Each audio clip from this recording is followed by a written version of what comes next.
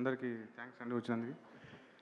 ఈ గత 15 సంవత్సరాలు దాయపడింది అని చెప్పినాం కదా. ఎవరు చెప్పినా అంటే చాలా సంవత్సరాలు కష్టపడ్డా ఈ కథను బయటికి తీసుకురావడానికి, కానీ ఒక్కరు కూడా హెల్ప్ చేయలేకపోయారు. చాలా అంటే చాలా సంవత్సరాలు కష్టపడ్డా. బట్ ఇతను అండి ఇతను ఆ ఊరు వాడు.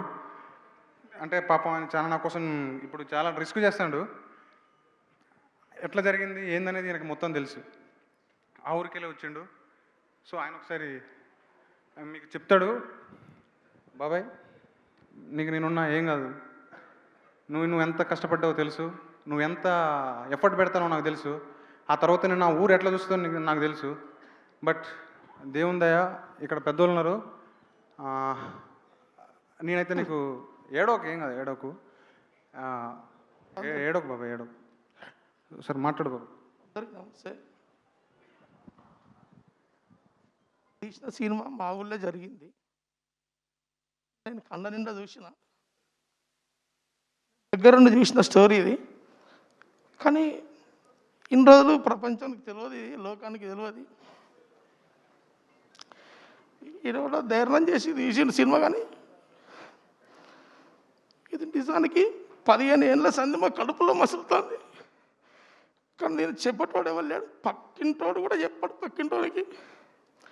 కానీ ఇటువంటి బాధ ఎవ్వరికి రావద్దు, పగునికి రావద్దు, పగుని పిల్లలకు రావద్దు నేను కోరుకుంటాను. ఈయన 2-3 సార్లు వచ్చిండు మా ఊరికి. వచ్చి ఆ కథ గురించి అడిగిండు బాబు. అడిగితే ఎప్పుడు చెప్పలే పాపం. ఎండల మా సీన్ గాని సాయితగాడు ఈయన నేను కొంచెం చెప్పిన.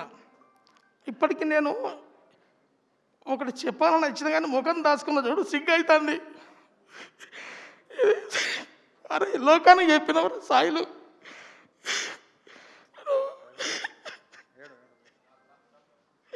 లోకానికి చెప్పినవారు అన్న. లోకం అందరికి తెలియలేదు. అసలు ఇక్కడ ఏం మాట్లాడాలో కూడా నాకు తెలుస్తలేదు. సంవత్సరాలు ఇంత అన్న.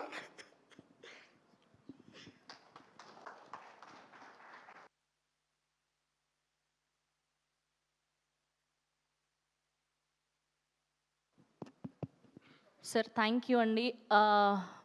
ఆ లవ్ స్టోరీ యొక్క పెయిన్ని మీ మాటల్లో వింటుంటేనే మాకు ఇలా ఉంటే మేము 21st సినిమా చూస్తే ఎలా ఉండబోతుంది అని ఇంకా ఇప్పుడే మాకు తెలియని ఒక బాధ, ఆ పెయిన్ అంతా కూడా మా గుండెల్లో తెలుస్తూ ఉంది. అండ్ ఇప్పుడు ఇంత అద్భుతమైన ఒక పక్క